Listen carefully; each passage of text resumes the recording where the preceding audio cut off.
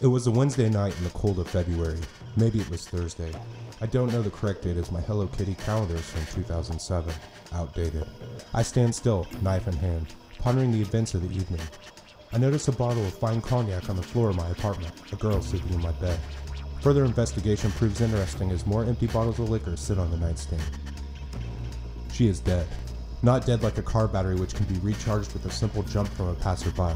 Dead as in never tasting the sweet nectar of a ripe peach in early September. I must leave, slowly as not to disturb her calm demeanor.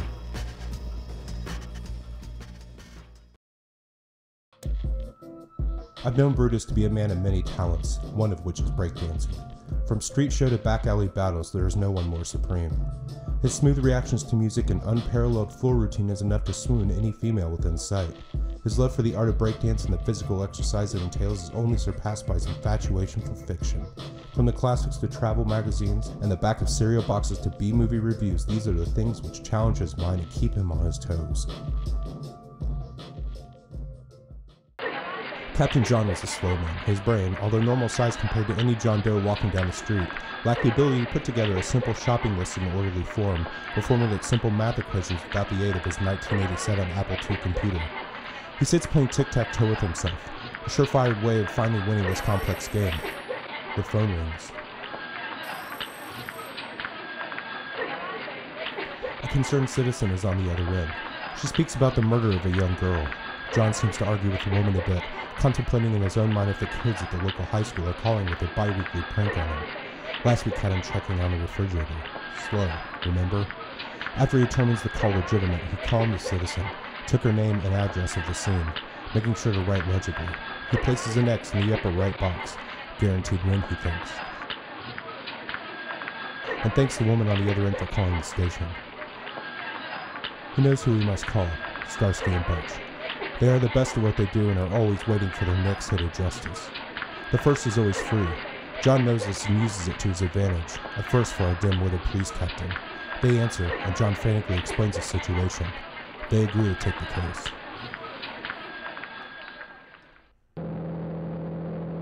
Starsky sits in the running car, always ready for action. He signals to Butch to jump in as there is no time to waste. Indeed, there was not. Butch hops in like a bunny, adjusts himself in the seat, picks up his trusty maraca, sings a soft melody of binaural frequencies, smiles to any passerbyers, and they take off.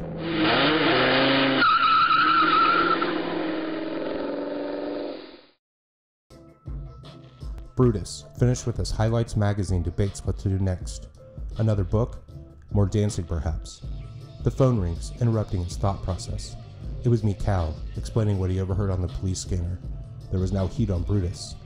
He decides the beats were not loud enough as he walks to pick up the boombox. Proper beats are essential for planning, he thought. The Pet Shop Boys could never have penned their 1984 classic Western Girls without the driving beats of the bossa nova drum tracks and the sweeping single-note Casio sound effects. He returns to the phone and commands me, Cal, to meet him out front in a few minutes to pick him up. Bring the artillery and the Donovan mixtape, he says. Today will be an epic battle for the ages. A crack in the line, followed by a disconnect, signals the end of the call. It's time to leave, and leave he did.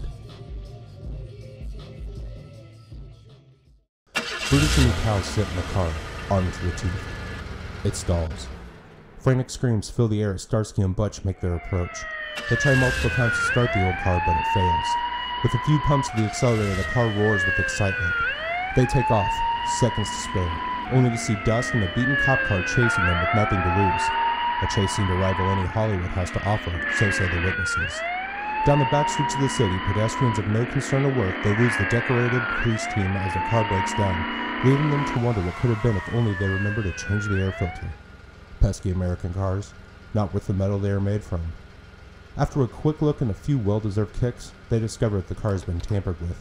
Decidedly lucky there was no crash, they agree to grab a quick bite. It was the last they will have until the case is solved. Brie and bread, perfect fuel for the task thrown their way.